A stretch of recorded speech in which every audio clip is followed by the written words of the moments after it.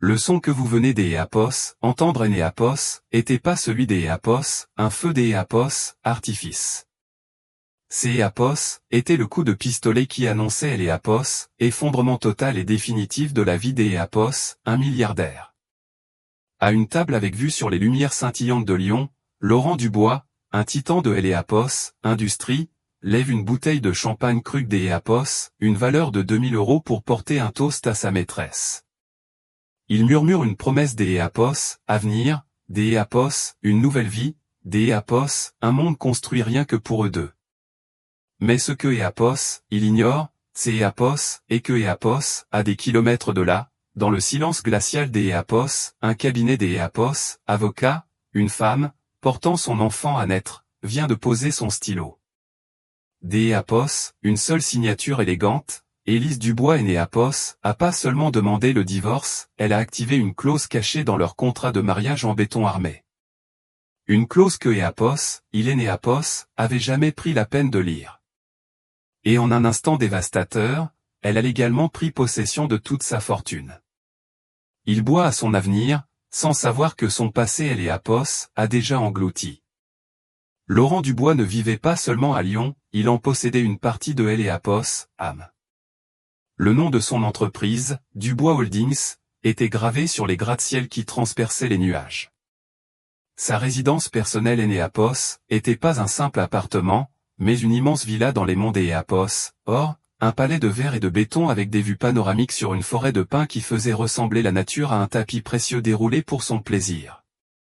Les murs étaient ornés des œuvres des art qui étaient pas de simples décorations, mais des investissements stratégiques. Un chef des œuvre pour le poids intellectuel, un autre pour la démonstration de force brute. Chaque objet dans cet immense espace était un témoignage de son succès, un monument à son ego. Sa femme, Élise Dubois, issue des une vieille famille, était souvent considérée comme une autre de ses acquisitions impeccables.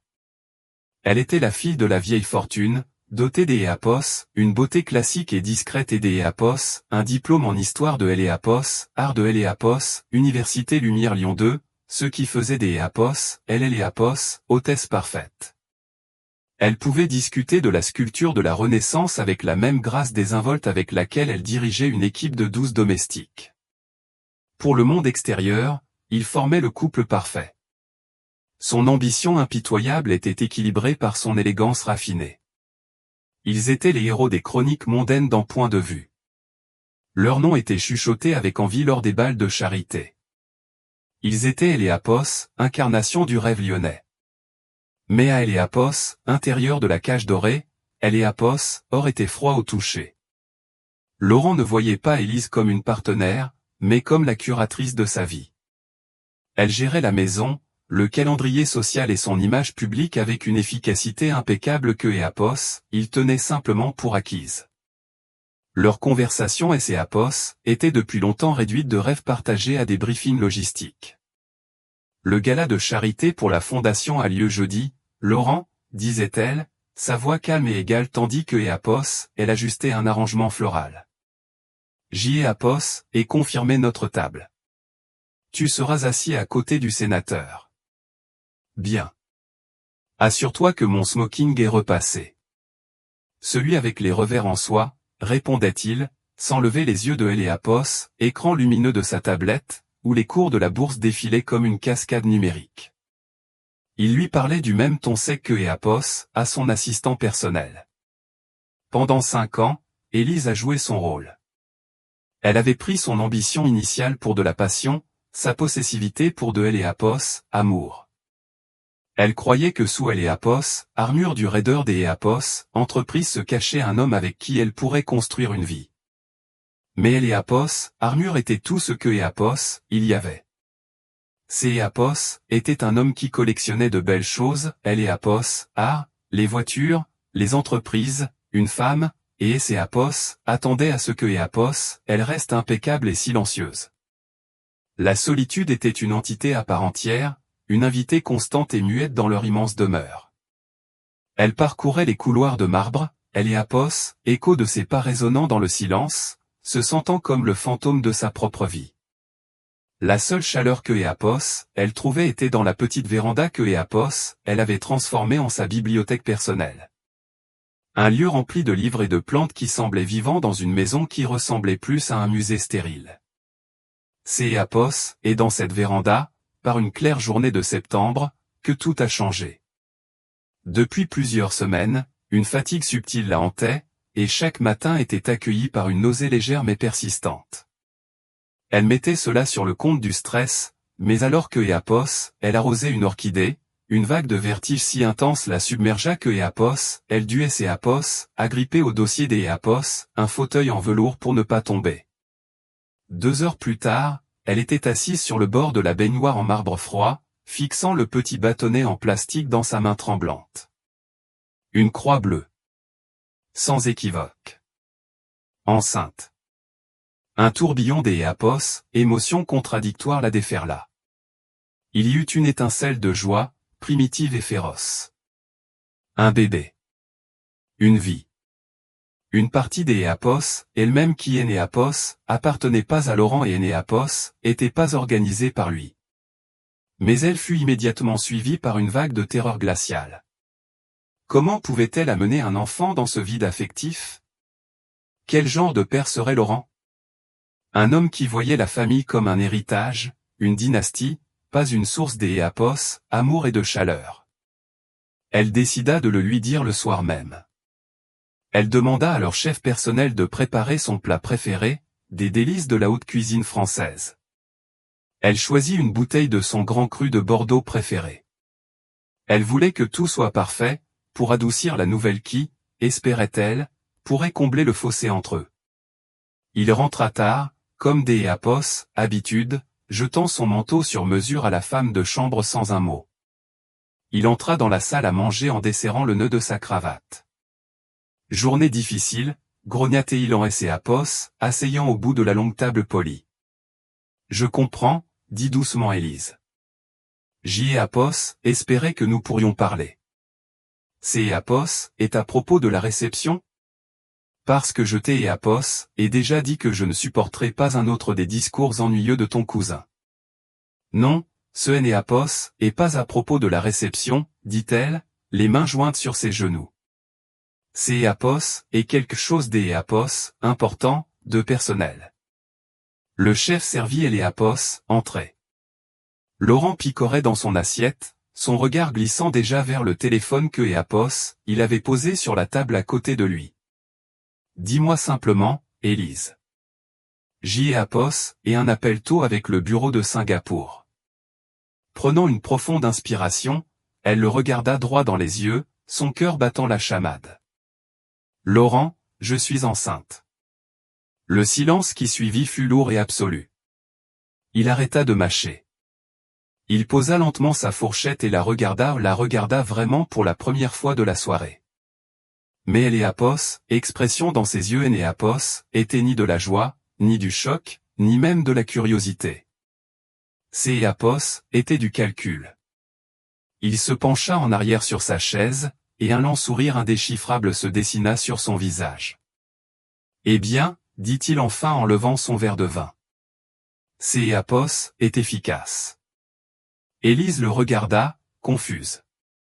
Efficace, bien sûr, continua-t-il en faisant tourner le liquide rouge foncé dans son verre.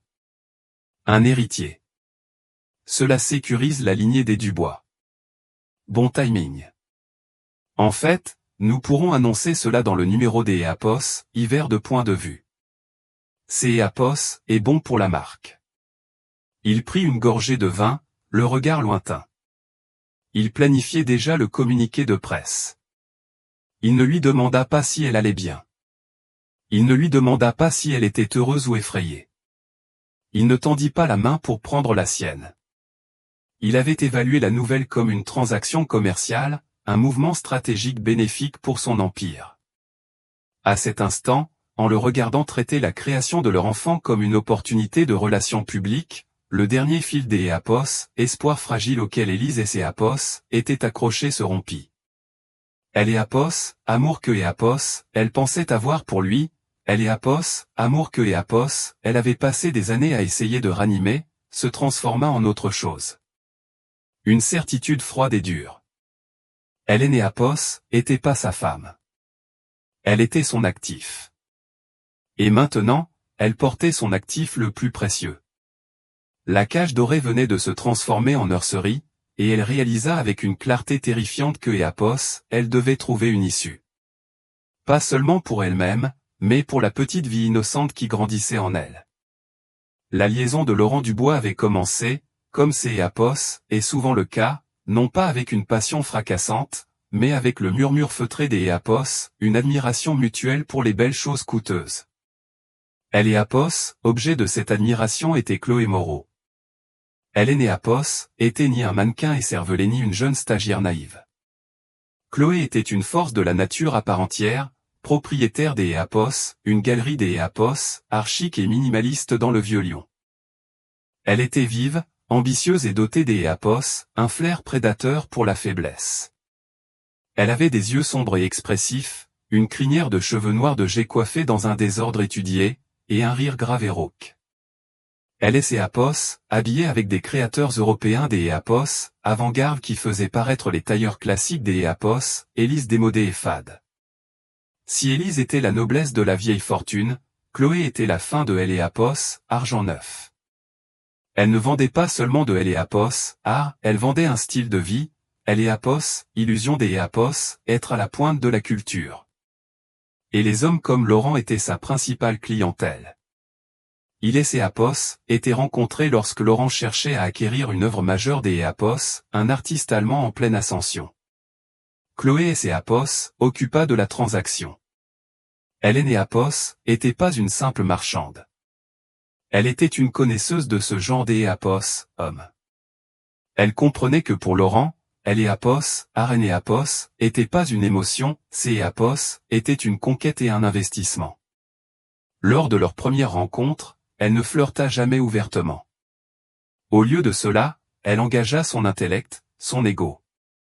Elle loua son œil perspicace, sa stratégie d'Éapos, acquisition audacieuse. Elle parlait son langage, celui de la valeur, de la rareté, de la possession de ce que personne d'Éapos, autre ne pouvait avoir. La plupart des collectionneurs se contentent de décorer, lui dit-elle un après-midi dans sa galerie, un vaste espace blanc avec une seule sculpture troublante en son centre. Ils veulent quelque chose qui aille avec leur canapé. Vous, Laurent, vous construisez une collection. Vous façonnez le marché. Il était ferré. Voici une femme qui Éapos, admirait pas seulement sa richesse, elle admirait Éapos, esprit qui Éapos, avait créé. Elle voyait en lui le visionnaire que Éapos, il se croyait être. Leur rendez-vous des Éapos, affaires se transformèrent bientôt en rencontre personnelle. Une discussion sur un tableau devenait un long déjeuner dans un restaurant étoilé, où sa main Éapos, attardait sur la sienne une seconde de trop. Un appel tardif au sujet des Éapos, une vente aux enchères se transformait en conversation intime sur leurs ambitions. Elle créa pour lui un monde qui était Éapos, antidote à la perfection stérile de sa vie avec Élise. Avec Chloé, il se sentait comme un aventurier, un rebelle. Éapos emmenait à des expositions clandestines sur les pentes de la Croix-Rousse, dans des bars privés exclusifs dont il ne soupçonnait même pas Éapos, existence. Elle lui donnait Éapos, impression d'Éapos, être encore un chasseur, et non plus seulement un roi assis sur son trône. La liaison physique commença lors des Éapos, un voyage des Éapos, à faire pour une foire des Éapos, art international en Europe.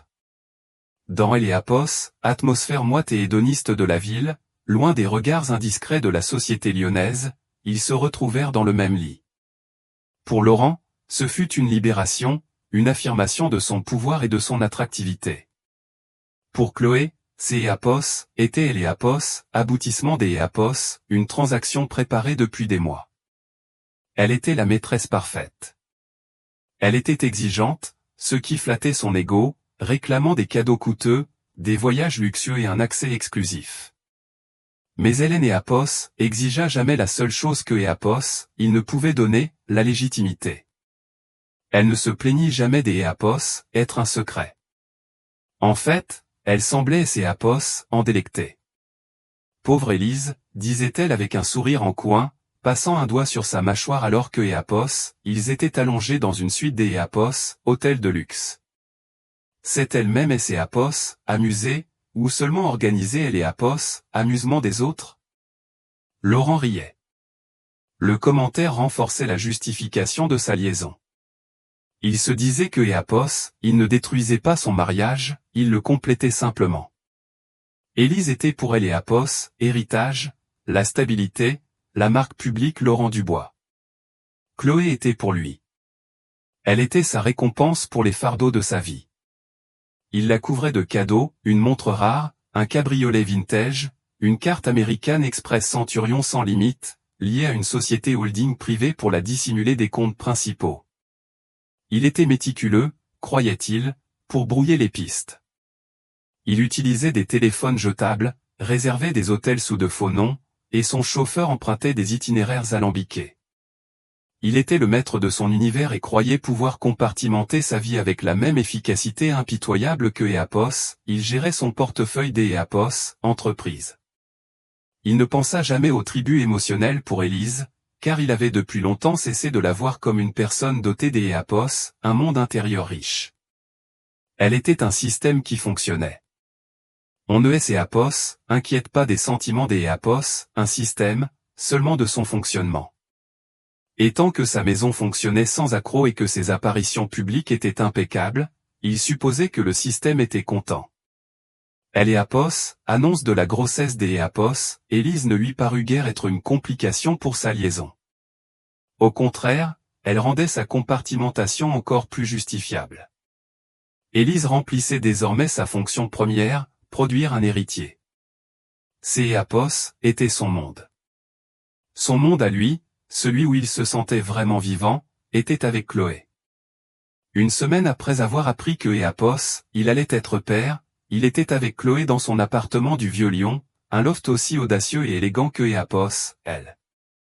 Il lui avait apporté une bouteille de champagne d'Homme Pérignon pour célébrer la conclusion des Éapos, une grosse affaire. À nous, ronronna Chloé en trinquant avec lui, et à toutes les belles choses que nous allons acquérir ensemble. À nous, répéta-t-il, les yeux assombris par le désir. Il Éapos, attira contre lui, les lumières de la ville scintillant derrière eux. Éapos, et une surprise pour toi. Le mois prochain, je Éapos, emmène dans une capitale européenne. Une suite privée dans le meilleur hôtel. Ses yeux Éapos, illuminèrent. Ses Éapos, étaient ce que Éapos, elle voulait.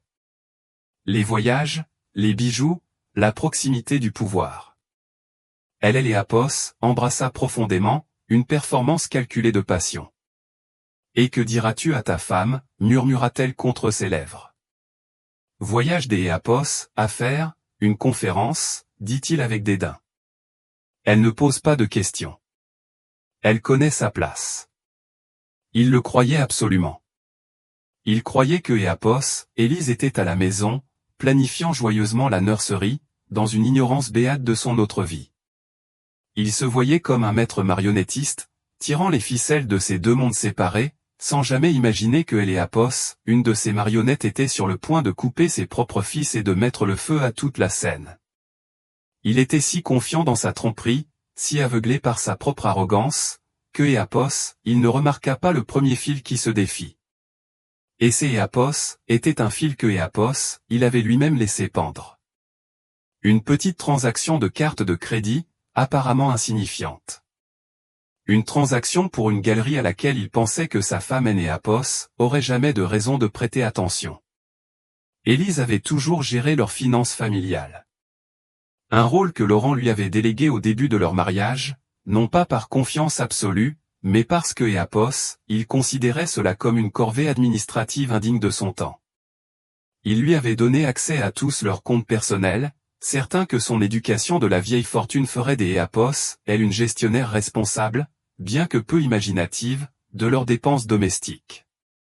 Ce fut une colossale erreur de jugement. Il avait pris sa diligence discrète pour un manque de curiosité. Le premier fil apparut un mardi soir. Laurent était à Genève pour une négociation de fusion, et Élise était assise dans son bureau, la lumière de sa lampe de bureau étant le seul éclairage dans la villa obscure. Le bébé bougeait en elle, un frémissement persistant et doux, une conversation secrète entre une mère et son enfant. Elle examinait le relevé mensuel de leur compte joint principal, une tâche que elle accomplissait avec une précision méticuleuse. Elle parcourait les colonnes de chiffres, les honoraires du chef privé, un don à opéra, le rythme habituel de leur vie opulente. Et puis elle le vit. Une transaction de 75 000 €. Le vendeur était indiqué comme « Galerie Moreau ». Élise se figea. Elle connaissait tous les grands marchands des arts de la ville et des ailleurs. Hélène avait jamais entendu parler de celui-là. Le montant était substantiel, trop important pour un achat impulsif. Laurent avait mentionné acquisition des aucune nouvelle œuvre. Au contraire, il et était récemment plaint que le marché de art était surévalué. La curiosité prit le dessus. Elle ouvrit son ordinateur portable et tapa le nom de la galerie dans la barre de recherche. Le site web était élégant et agressif, rempli du genre des art conceptuel audacieux que Laurent avait toujours prétendu détester. Il appelait cela de la camelote prétentieuse. Il préférait les maîtres établis, les valeurs sûres. Ces étaient complètement hors de son caractère. La propriétaire de la galerie était une certaine Chloé Moreau. La photo montrait une femme spectaculaire aux yeux sombres et provocateurs, debout à côté des une sculpture qui ressemblait à un enchevêtrement de métal rouillé. Un malaise, froid et aigu, serra le cœur des Élise. Ce et que une transaction. Cela pourrait être importe quoi, un cadeau pour un partenaire commercial. Un investissement que il avait oublié de mentionner. Elle essaya de rationaliser, de chasser le soupçon, mais ses était un fil lâche sur une tapisserie parfaite, et ses doigts ne pouvaient empêcher de tirer dessus. Au cours des jours suivants, elle commença à regarder de plus près. Elle plongea dans des comptes que Hélène avait pas examinés depuis des années. Les comptes subsidiaires de ces sociétés holding privées, ceux que il utilisait pour des investissements discrets. Elle dut recouper des numéros des identification fiscale et des codes de virement, utilisant le sens financier que son père, lui-même un investisseur avisé, lui avait enseigné. Ce que elle découvrit fut une tendance. Ce était pas une seule transaction. Il y en avait des dizaines, étalées sur un an. Des virements mensuels vers un compte privé, tous sous des catégories vagues comme « services de conseil » ou « frais des acquisition ». Il y avait des transactions de joailliers de luxe où Hélène avait jamais fait des achats, des réservations des hôtels dans des villes où Hélène avait pas de réunion des à faire, des billets des avions pour deux qui ne lui étaient jamais destinés. Et tout semblait tourner autour des un seul nom, Chloé Moreau. Une facture pour une composition florale livrée à adresse de la galerie, des paiements pour un service de VTC de luxe où la galerie était une destination fréquente. Les preuves accumulaient, chaque découverte une petite coupure nette. Mais tout cela restait circonstanciel. Les données financières pouvaient être expliquées. Laurent était un maître du déni plausible. Elle savait que il lui fallait quelque chose des irréfutable. Il fallait que elle le voie. La décision des engager un détective privé semblait être une trahison de la femme que elle avait été, une femme qui croyait en intimité et la confiance. Mais cette femme existait plus. Elle avait été remplacée par quelque un de froid et de lucide. Elle trouva une agence discrète dirigée par un ancien commissaire de la police nationale nommé Didier Martin, un homme réputé pour sa minutie et son invisibilité. Elle le rencontra dans un café sans prétention sur la presque il a des lieux de sa vie dans les mondes et or. Elle était habillée simplement, avec des lunettes de soleil et un trench coat basique. Madame Dubois, dit Martin, sa voix basse et rauque. Son nom ne sembla pas impressionné. En quoi puis-je vous aider?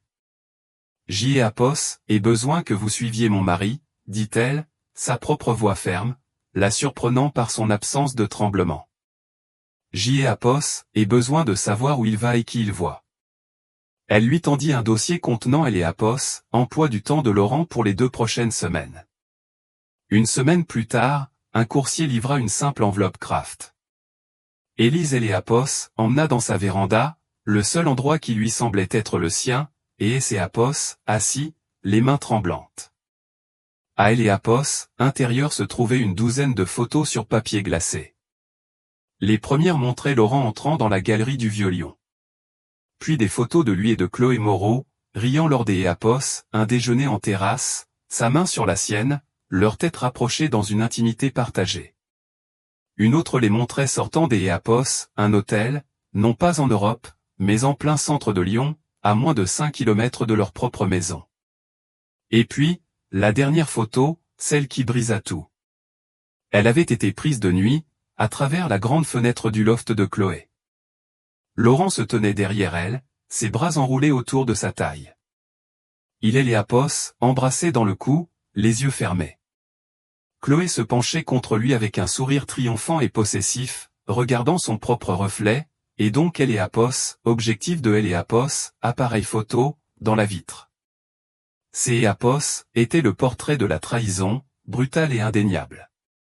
Élise laissa les photos glisser de ses doigts et Apos, éparpillés sur le sol. Elle ne pleura pas. La douleur était trop profonde, trop vaste pour les larmes. Apos était un abîme vide et retentissant qui Apos était ouvert en elle. Chaque souvenir partagé, chaque anniversaire, chaque moment des Apos, espoir de leurs 5 années de mariage fut instantanément réinterprété comme un mensonge. Son impatience, son mépris, sa distance émotionnelle. Tout prenait sens maintenant. Apos était pas occupé. Il était absent. Il vivait une autre vie, une vie que Apos, il préférait, une vie que Apos, il payait avec leur argent commun et sa confiance volée. Elle resta assise là un long moment, le silence de la villa pesant sur elle. Sa main se posa instinctivement sur son ventre, sur le léger frémissement qui était devenu une présence constante et rassurante. Elle avait été si naïve. Elle avait pensé que ce bébé pourrait être la colle qui réparerait les fissures de leur mariage. Maintenant, elle voyait la vérité. Ce bébé Apos était pas un pont vers lui. Ce bébé était son ancre, sa raison de Apos, échappée. Le sentiment de vide commença à se dissiper, et à sa place, quelque chose de nouveau se mit à grandir. Ce Apos était pas de la tristesse, ni du désespoir. Apos était une rage lente, dure comme le diamant. Il avait qualifié la nouvelle de leur enfant Apos, efficace. Il avait réduit le moment le plus profond de sa vie à une ligne sur le bilan de son héritage. Apos était tenu dans cette même maison, sous ce toit, et lui avait menti jour après jour, dépensant leur fortune pour sa vie secrète. Elle se leva et se dirigea vers les photos éparpillées. Elle ramassa la dernière, Apos, image de Laurent et Chloé enlacés. Elle regarda son visage, perdu dans un plaisir égoïste, et le sien, suffisant de victoire. Ils pensaient tous les deux avoir gagné. Ils pensaient que Apos, elle était une idiote, une épouse décorative et inconsciente. Apos avait sous-estimé. Apos avait toujours sous-estimé. Cela allait devenir Apos, erreur la plus coûteuse que Laurent Dubois ait jamais commise. Le chagrin Apos, Élise devint un creuset. Il consuma les parties douces et indulgentes de sa nature et forgea ce qui restait en quelque chose de tranchant et Apos, incassable.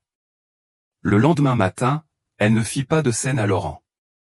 Apos, il n'y aurait pas Apos, accusation en larmes, pas de cris. Ce serait le drame que Apos, il attendait, une scène que Apos, il pourrait gérer, manipuler et finalement rejeter. Elle avait fini de jouer des scènes dans sa pièce. Elle allait écrire sa propre fin. Son premier appel ne fut pas pour un avocat spécialisé en divorce, mais pour Olivier Lambert. Olivier était une légende dans certains cercles juridiques lyonnais, un nom chuchoté avec un mélange de crainte et de respect. Ilénéapos était pas un avocat en droit de la famille spécialisé dans les séparations à Éléapos, amiables. Céapos était un requin, un spécialiste du contentieux financier et de Éléapos, utilisation des contrats d'Éléapos, entreprises complexes comme des armes. Il nourrissait un mépris particulier pour le genre de nouveaux riches arrogants comme Laurent Dubois, ayant été lui-même ruiné par Éléapos, un des Éapos, au début de sa carrière. Depuis, il avait consacré sa vie à les démanteler avec une précision chirurgicale. Ils se rencontrèrent dans son bureau, un espace aux antipodes de Éléapos, univers de Laurent. Céapos était ancien, lambrissé de bois sombre, et sentait les livres reliés en cuir et le pouvoir tranquille. Olivier Lambert était un homme dans la cinquantaine, avec des yeux gris perçants et une immobilité intimidante. Il écouta sans interruption pendant que Éapos, Élise exposait son histoire, sa voix un monologue bas et régulier. Pour conclure, elle posa Éléapos, enveloppe Kraft contenant les photos sur son bureau poli. Il jeta un coup d'Éapos, œil à la photo du dessus, celle de Éléapos, étreinte, et écarta Éléapos, enveloppe. Ilénéapos avait pas besoin de voir le reste. Éléapos, infidélité et prévisible, Madame Dubois, dit-il d'Éapos, une voix sèche. En soi, Céapos est une position de négociation faible dans ce pays.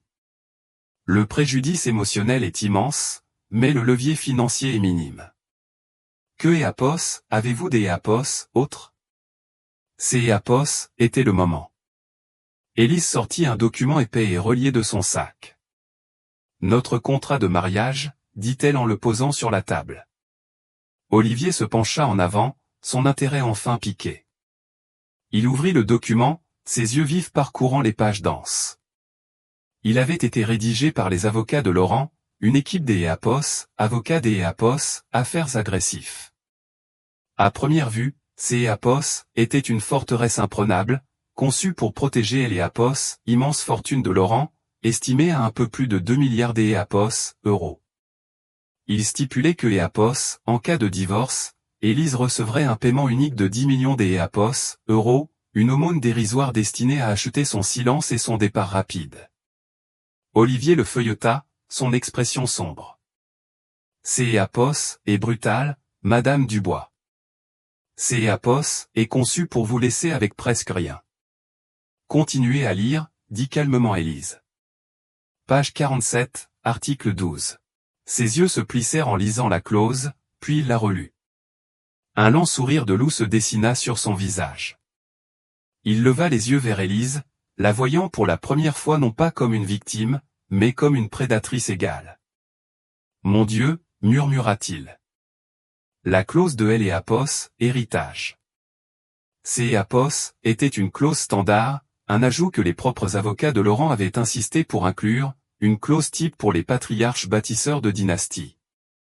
Laurent, obsédé par sa propre lignée, voulait garantir Éléapos, intégrité morale et financière du nom des Dubois.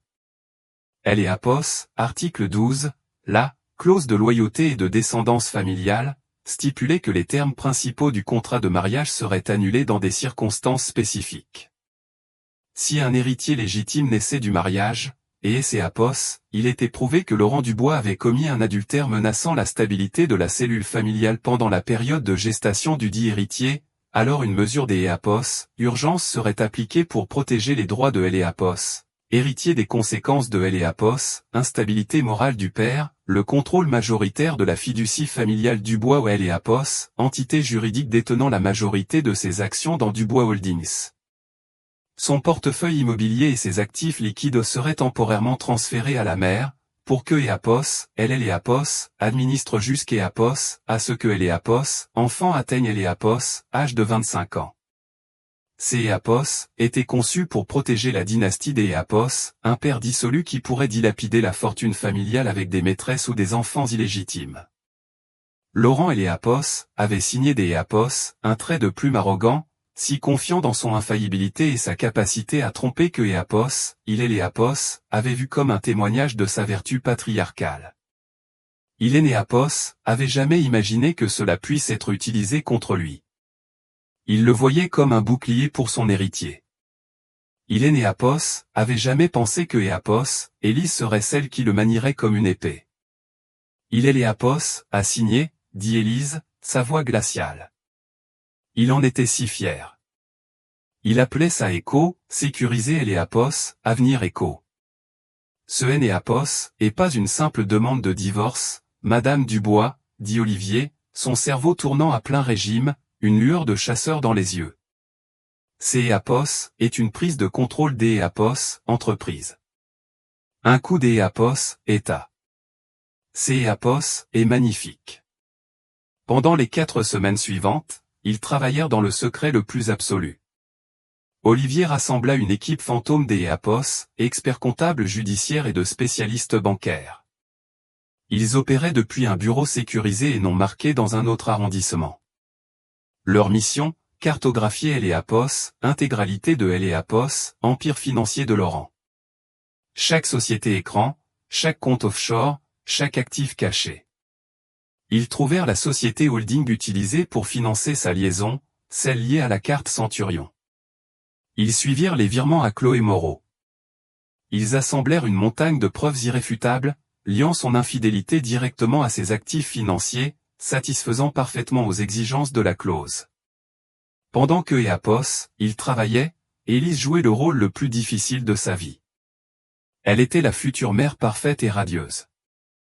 Elle discutait des couleurs de la chambre de bébé avec Laurent, feignait de Énéapos, intéressée à ses récits ennuyeux de réunion du conseil d'Énéapos, administration, et Énéapos, accompagnée à un dîner de charité, souriant sereinement aux caméras, la main posée sur son ventre légèrement arrondi. Énéapos était une performance magistrale. Plus la date approchait, plus elle semblait sereine. Sa tranquillité déconcertait Laurent, bien que Énéapos aurait su dire pourquoi. Il prit sa détermination silencieuse pour du contentement. Le plan était une symphonie de manœuvres juridiques et financières, chronométrées à la minute près. Il ne pouvait pas simplement déposer une requête.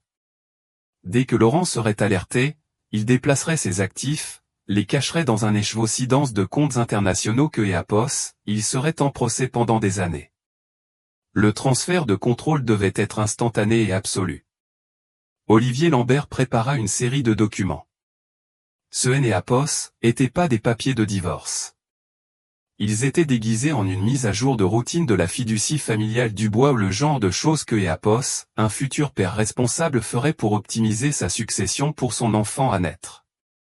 Il y avait des dizaines de pages de jargon juridique dense, mais profondément enfouis se trouvaient les documents déclencheurs, Énéapos, exécution des pouvoirs accordés par Énéapos, article 12, le transfert irrévocable des droits de vote de ses actions, et la nomination légale d'Énéapos, Élise comme administratrice unique. Il ne le lira jamais, déclara Élise, non pas comme une question, mais comme un fait. Les gens comme lui ne le font jamais. Olivier acquiesça. Ils voient une pile de papiers de leurs propres avocats et Énéapos, y voient que le reflet de leur propre pouvoir. Ils signent parce que Énéapos, il se croit intouchable. La date fut fixée. Un jeudi ou le jour même du gala de charité qui Énéapos, agaçait tant. Élise savait que Énéapos, il serait distrait, son esprit préoccupé par les mondanités ennuyeuses de la soirée, et sans aucun doute par les plans que Énéapos, il faisait pour plus tard avec Chloé. La veille, Élise se rendit à son rendez-vous chez Énéapos, obstétricien. Elle était allongée dans une pièce sombre, le gel froid sur son ventre, regardant Énéapos, image granuleuse en noir et blanc sur Énéapos, écran. Une minuscule colonne vertébrale parfaite. Une tête. Et le battement frénétique et puissant d'Énéapos, un cœur minuscule. Des larmes coulèrent sur son visage, les premières depuis un mois. Ce Énéapos n'étaient pas des larmes de tristesse ou de colère. Ces Énéapos étaient des larmes d'Énéapos, un amour féroce et protecteur. « Je fais ça pour toi », murmura-t-elle à Énéapos, image sur Énéapos, écran. « Tu ne seras jamais un simple actif. Tu seras en sécurité. Tu seras libre. » Elle ne laissait Énéapos, enfuyait plus seulement. Elle construisait une forteresse pour son enfant. Le jour de la signature fut un chef d'Énéapos, œuvre de banalité orchestrée. Le temps était serein, des Apos, un bleu indifférent. Un de ces jours des Apos, automne à Lyon qui semble plein de promesses. Pour Laurent Dubois, la promesse était une soirée qui commencerait par une apparition fastidieuse mais nécessaire à un gala de charité et se terminerait dans les bras de Chloé Moreau. Pour Élise, ces Apos était la promesse de la libération. Elle se réveilla tôt, un bourdonnement des Apos, énergie silencieuse sous son extérieur calme. Elle choisit sa tenue avec un soin délibéré, une robe en cachemire simple mais élégante de couleur crème. Ces Apos était modeste, maternel et absolument non menaçant. Ces Apos était le costume pour le dernier acte de sa performance en tant que la charmante Madame Dubois. Laurent, comme prévu, était de mauvaise humeur. Il se tenait devant son dressing, une immense pièce lambrissée plus grande que la plupart des appartements lyonnais, et fronçait les sourcils devant sa collection de smokings. « Je déteste cet événement », grommela-t-il en sortant un. Tous ces pans pompeux et ces conversations creuses. C'est Apos, et 4 heures de ma vie que je ne récupérerai jamais. C'est Apos, est important pour la marque, Laurent, dit doucement Élise en entrant. Et tu es si beau quand tu y es. Elle ajusta le nœud des Apos, une cravate que Apos, il ne portait pas encore, un petit geste conjugal qui sembla apaiser son ego. Je suppose, concéda-t-il. Assure-toi juste que nous partions dès que c'est Apos, et descend. J'y ai Apos, et une matinée chargée demain. C'est Apos, était son mensonge habituel pour une nuit avec Chloé. Bien sûr, chérie, répondit-elle, son sourire ne faiblissant pas. Plus tard dans Elle et Apos, après-midi, à 15 heures précises, Élise entra dans le bureau de Laurent à la maison. C'est Apos, était son sanctuaire, une pièce de cuir sombre, de chrome poli et un bureau imposant comme une dalle de marbre noir. Il était en conférence téléphonique, arpentant la pièce en aboyant des ordres. Il lui fit signe des Apos, attendre en levant un doigt, agacé par Elle et Apos, interruption. Élise et ses Apos, assis dans Elle et Apos, un des fauteuils visiteurs, serrant une mallette en cuir sur ses genoux. Elle attendit patiemment pendant 10 minutes, dégageant Elle et Apos, aura des Apos, une personne qui est née Apos, a rien de plus important à faire que des Apos, attendre le bon vouloir de son mari. À Elle et Apos, intérieur, son cœur martelait ses côtes comme un oiseau frénétique se débattant contre les barreaux des Apos, une cage. Ces Apos, était le moment le plus critique. Et Apos, il rechignait, et Apos, il décidait de lire, si ne serait-ce que Apos, une ombre de soupçon traversait son esprit, tout le plan et Apos, effondrerait. Finalement, il raccrocha brusquement. Que Apos, y a-t-il, Élise? Je suis débordé. Désolé de te déranger, chérie, commença-t-elle, sa voix douce et pleine des Apos, excuse. Ce sont juste les avocats qui ont envoyé ça. Ils ont dit que tu devais les signer avant la fin de la journée. Elle ouvrit sa mallette et posa la lourde liasse de documents sur son bureau. Sur le dessus se trouvait une lettre des Apos, accompagnement de Elle et Apos, associé principal de son propre cabinet des Apos, avocat de confiance, un homme que Laurent payait des honoraires de plusieurs millions. Olivier Lambert Elle et Apos, avait brillamment orchestré, convainquant un jeune collaborateur endetté du cabinet de créer le papier à en-tête et un résumé standard. Le résumé décrivait les documents comme une fiducie préliminaire pour Elle et Apos, héritier du bois. Une mise à jour pour la protection des actifs de votre enfant à naître. Laurent jeta un coup des Apos, œil à la lettre de motivation, ses yeux balayant le logo familier. Il grogna son approbation. Ah. La mise à jour de la fiducie. J. Apos, avait oublié. Il prit la liasse, la soupesant dans sa main. Son expression était celle des Apos, une impatience extrême. Il est né Apos, avait clairement aucune intention de lire. Ce sont principalement des formalités, dit Élise, gardant un ton léger et désinvolte. La procédure standard pour établir la succession de Elle et Apos, enfant. Mais ils ont marqué les pages où tu dois signer. Sur les instructions des Apos, Olivier, elle avait placé des post-it jaunes vifs, signés ici, sur les lignes de signature appropriées, rendant le processus aussi simple et irréfléchi que possible. Elle le traitait comme une célébrité occupée signant des autographes, pas comme un milliardaire signant la cession de son empire. Il feuilleta les pages, son regard se voilant devant les blocs de texte denses. Il vit les mots fiducie, juridique, des tableaux des EAPOS, actifs, des annexes. Cela ressemblait exactement à un EAPOS, importe quel autre document des EAPOS, entreprise fastidieux que EAPOS, il signait des dizaines de fois par semaine. Son esprit était déjà ailleurs, sur le discours que EAPOS, il devrait éviter au gala, sur la réservation que EAPOS, il avait faite dans un club privé pour lui et Chloé à 23 heures.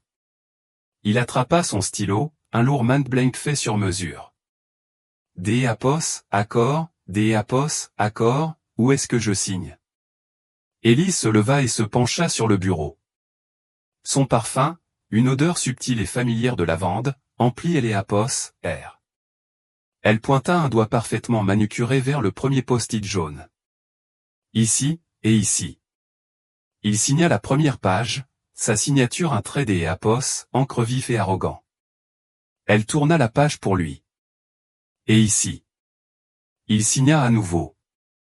À chaque trait de plume, un nouveau fil de sa vaste toile financière était coupé de lui et rattaché à elle. Les droits de vote de sa participation majoritaire dans Dubois Holdings. Les titres de propriété de leur domaine à Saint-Tropez, du chalet à Courchevel et de la villa en Corse. Les codes de gestion de ses principaux comptes des EAPOS, investissement. Trait. Alors que EAPOS, il signait la dernière page, celle qui activait les EAPOS, article 12 et rendait tous les autres transferts juridiquement contraignants et irrévocables, Élise ressentit une profonde sensation de vertige. Ces EAPOS étaient faits. Le piège et EAPOS était refermé. Il était toujours le roi, mais il était assis sur un trône qui ne lui appartenait plus. Il repoussa la pile de papier vers elle sur le bureau. Voilà, ces EAPOS est fait. Maintenant, si ça ne te dérange pas, je dois me préparer pour cette horrible soirée. Il se leva, ayant déjà écarté ce moment, les papiers et elle. Il était totalement inconscient que EAPOS, il venait de signer son propre arrêt de mort financier. Merci, Laurent, dit Élise, sa voix incroyablement sereine. Elle rassembla les documents, elle et EAPOS, encre de sa signature encore fraîche, et les replaça soigneusement dans sa mallette. Je les renvoie immédiatement aux avocats par coursier. Toi, va te préparer. On se voit en bas dans 1 heure. Il hocha la tête et quitta la pièce, sans un regard en arrière. Élise resta seule dans son bureau, serrant la mallette contre sa poitrine. Elle balaya la pièce du regard, les symboles de son pouvoir, les trophées de ses conquêtes. Ils étaient à elle maintenant.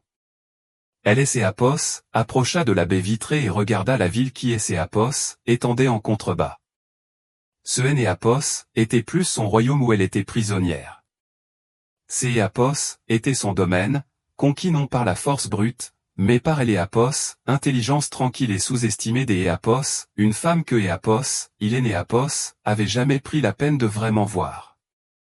Un changement sismique et silencieux venait de se produire. Et la seule personne au monde à le savoir était celle que EAPOS, il avait le plus lésée. EAPOS, air du restaurant UP était saturé des EAPOS, odeur des EAPOS, argent et des EAPOS, ambition. Laurent avait choisi cet endroit, un temple de la cuisine moderne, pour son rendez-vous avec Chloé. EAPOS était un lieu pour célébrer les victoires, une salle où des accords discrets de milliards des EAPOS, euros se concluaient autour des EAPOS, assiettes méticuleusement arrangées. Il et EAPOS étaient échappés du gala de charité à la première occasion décente, laissant Élise trouver une excuse, prétextant une migraine soudaine. Le mensonge avait glissé de sa langue avec une facilité bien rodée. Il était assis en face de Chloé dans une alcôve confortable et privée, les lumières de la ville servant de toile de fond éblouissante.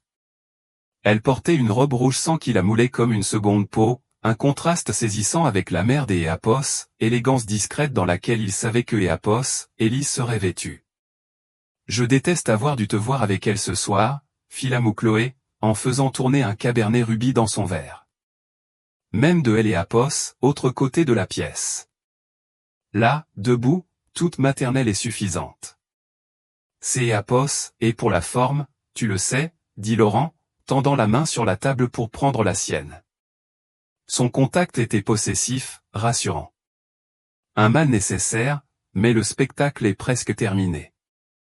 C'est Éapos, était le mensonge que Éapos, il lui servait depuis des mois, la carotte que Éapos, il agitait pour Éapos, assuré de sa docilité. La promesse d'Éapos, un avenir où Élise ne serait que Éapos, une note de bas de page. Vraiment, Laurent, demanda-t-elle, ses yeux sombres le scrutant. Parce que son ventre commence à être assez visible. C'est Éapos, dit-il en se penchant, baissant la voix, une complication. Mais c'est Éapos, est aussi une opportunité. Ça change le calendrier, mais le résultat est le même. Toi et moi. Pour appuyer sa promesse, il fit signe au sommelier. Apportez-nous le Dom Pérignon rosé 2008, ordonna-t-il sans même regarder la carte des vins. C'est Éapos, était un geste de richesse immense et désinvolte. À ce moment précis, à 21h53, au centre-ville, dans le bureau lambrissé des Éapos, Olivier Lambert, Élise était assise à une grande table de conférence. Les documents signés étaient posés devant elle, maintenant numérisés et digitalisés. Olivier était sur une ligne sécurisée avec un responsable de la conformité dans une banque privée en Suisse. 2 experts comptables judiciaires étaient figés devant leurs ordinateurs portables, prêts à exécuter une série complexe de virements. Code des Éapos, autorisation confirmée, dit Olivier en hochant la tête vers Élise. Nous avons le feu vert. Lancez à mon signal. Élise prit une profonde inspiration apaisante, sa main posée sur son ventre. C'est Éapos, était le point de non-retour. Lancez, dit-elle, sa voix claire et forte. Au restaurant, le sommelier arriva avec le champagne. La bouteille, des Éapos, un rose pâle et chatoyant, fut présentée à Laurent pour approbation. Il hocha brièvement la tête, et le bouchon sauta avec un soupir doux et coûteux. Alors que les premières gouttes de champagne rosé éclaboussaient la flûte en cristal de Chloé, Éapos, équipe des Éapos, Olivier exécuta une commande numérique. Les identifiants biométriques et les mots de passe de Laurent Dubois pour les serveurs de Dubois Holdings furent instantanément révoqués. Les clés numériques de son propre royaume étaient maintenant invalides. Le sommelier se déplaça vers le verre de Laurent. Tandis que le champagne le remplissait, une deuxième commande fut exécutée. Le transfert irrévocable des droits de vote de sa participation majoritaire, autorisé par sa propre signature, fut déposé électroniquement auprès du Conseil des Éapos, administration de la société et des autorités de régulation. Sur le papier, il était encore PDG. En réalité, il était une figure de proue, révocable à tout moment par la nouvelle actionnaire majoritaire, sa femme. Laurent leva son verre. Le champagne pétillait, de minuscules bulles captant la lumière.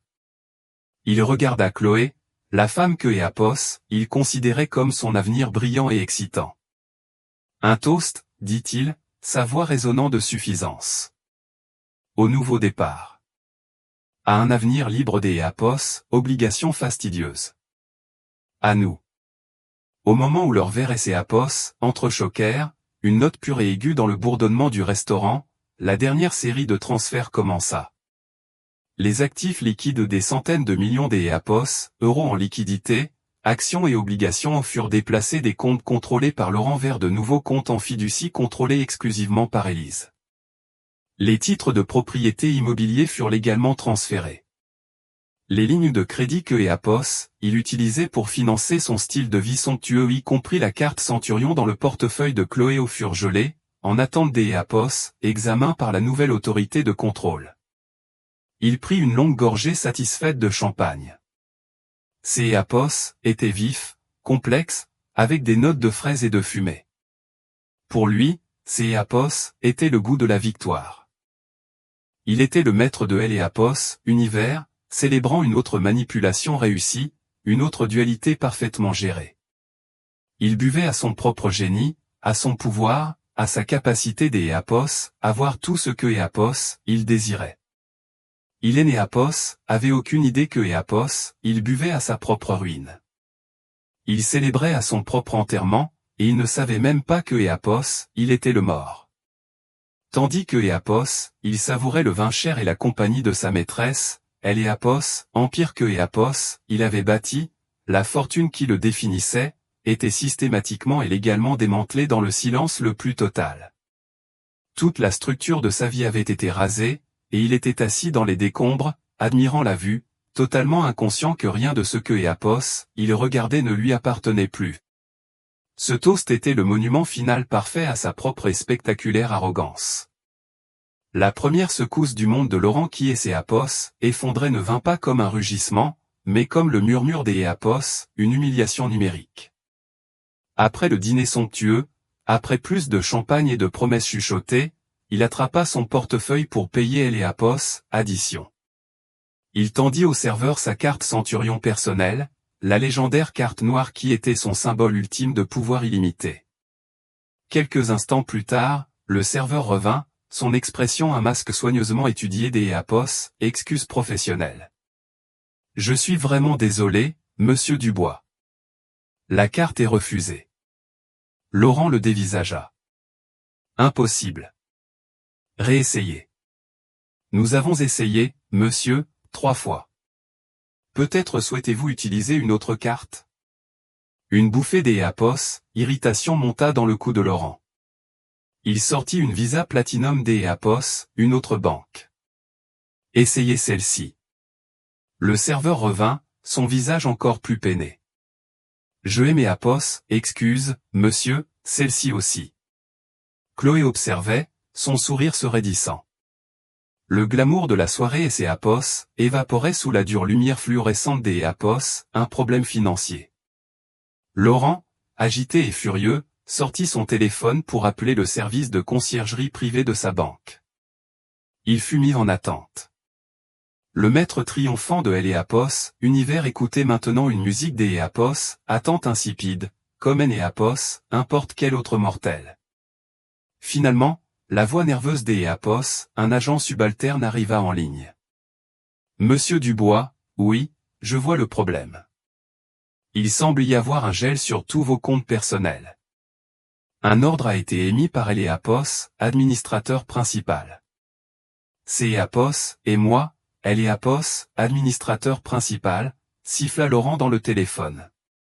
Nos dossiers indiquent un changement de statut des Éapos, administrateur, effectif à 21h53 ce soir, monsieur. La nouvelle administratrice principale est répertoriée comme étant Élise Dubois. Le nom le frappa comme un coup physique. Cela Éapos, avait aucun sens. C'est Éapos, était une erreur de Claire. Il mit fin à Éapos, appel, jeta assez des Éapos, argent liquide sur la table pour couvrir Éapos, addition au Éapos, une des rares fois où il en avait autant sur lui et sortit du restaurant en trombe, Chloé sur ses talons, son expression maintenant froide et calculatrice. C'est Éapos, était quoi, ça, Laurent, demanda-t-elle alors que Éapos, il se tenait sur le trottoir, Éapos, air de la ville soudainement glaciale.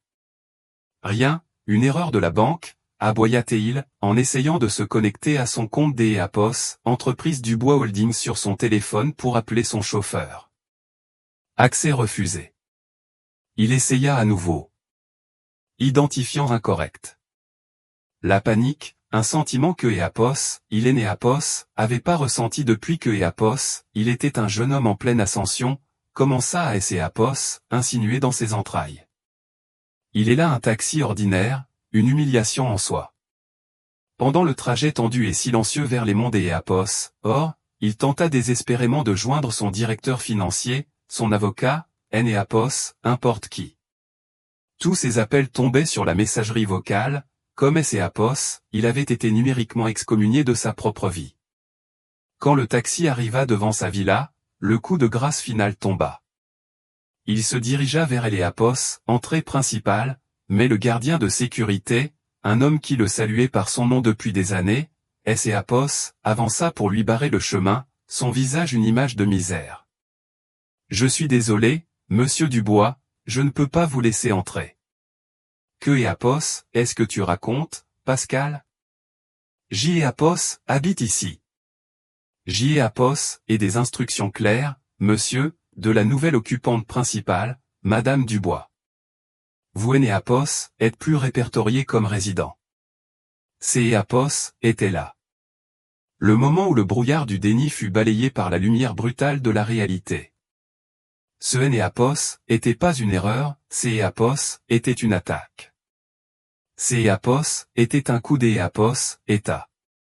Chloé, qui avait tout observé, recula lentement.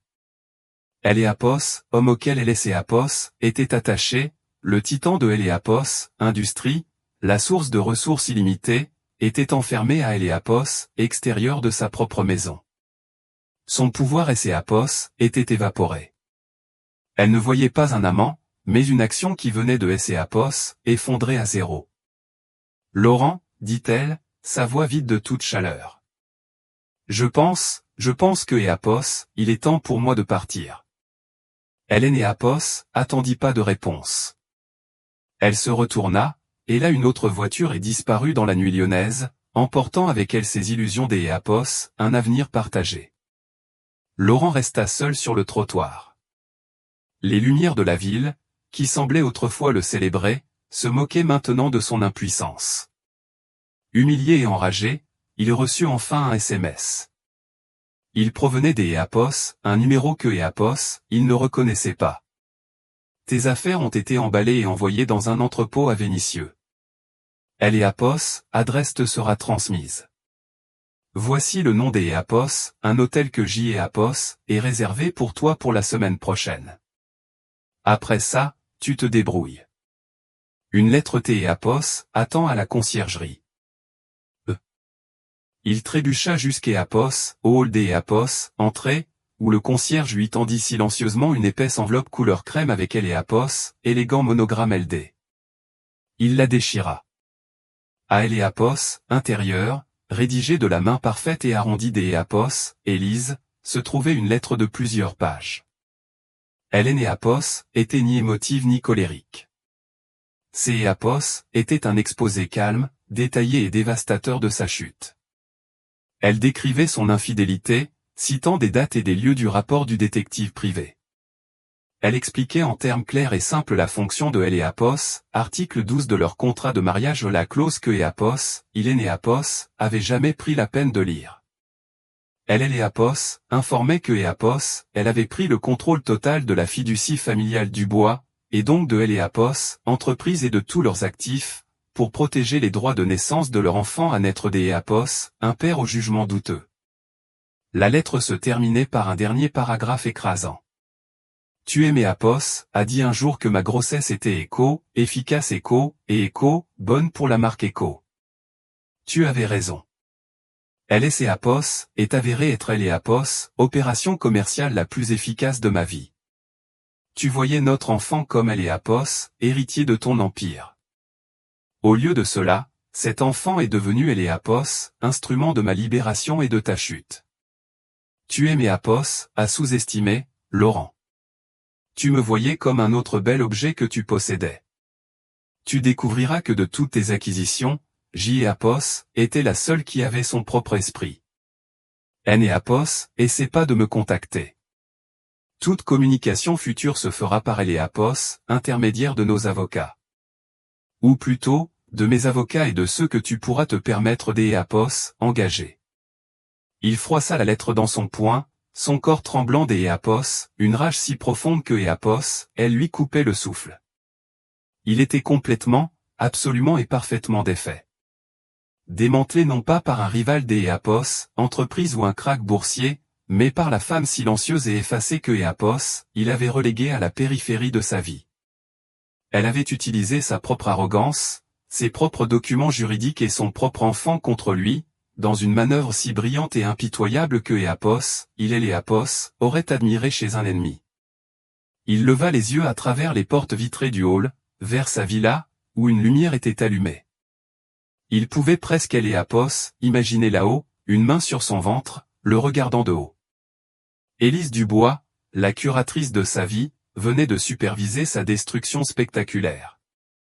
Il ne lui restait rien, sinon les vêtements coûteux que Éapos, il portait et le goût amer du champagne dans sa bouche. Il avait bu à son avenir, sans jamais réaliser que Eapos, il était déjà un fantôme du passé.